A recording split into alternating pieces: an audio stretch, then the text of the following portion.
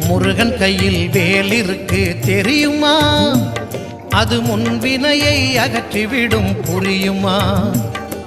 முருகன் கையில் வேல் இருக்கு தெரியுமா?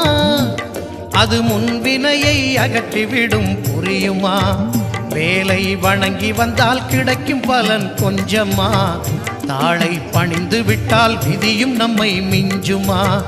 வேலை வணங்கி வந்தால் கிடைக்கும் பலன் கொஞ்சமா?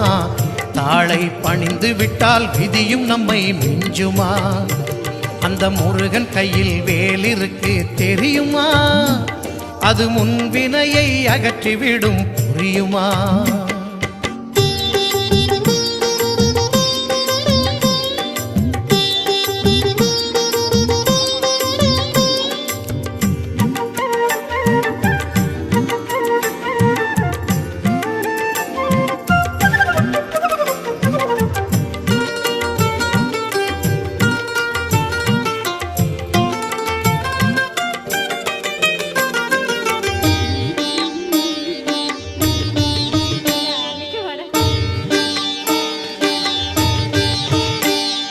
தங்கத்தேரில் பழனி முருகன் பவனி வருகிறான்.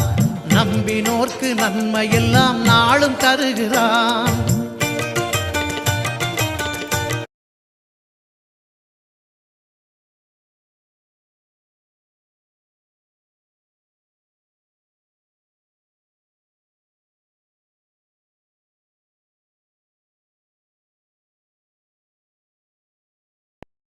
குன்றுல இருக்கக்கூடிய இடத்துல எல்லாம் குமரன் இருப்பாரு அப்படின்னு சொல்லுவாங்க. அது உண்மைதாங்க.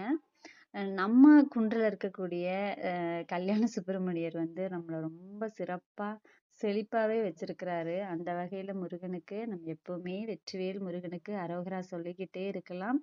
முருகனுடைய நாமத்தை ஜெபிச்சுக்கிட்டே இருக்கலாம். ரொம்ப சிறப்பாவும் செழிப்பாவும் இருப்போம்.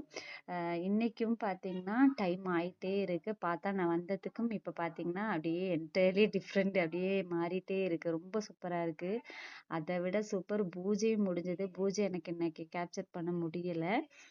கும்மி பாட்டு பாத்தீங்கன்னா நான் உங்களுக்காகவே கொஞ்சம் மேல உயரமான இடத்துல போய் ஃபுல்லா கேப்சர் பண்ணணும் அப்படிங்கிறதுக்காக தான் கும்மி பாட்டு எடுத்திருக்கேன். சூப்பரா இருக்கு. அந்த பாட்டோடவே இன்னைக்கு நான் வந்து உங்களுக்கு போடுறேன். ரொம்ப சூப்பரா இருக்கு.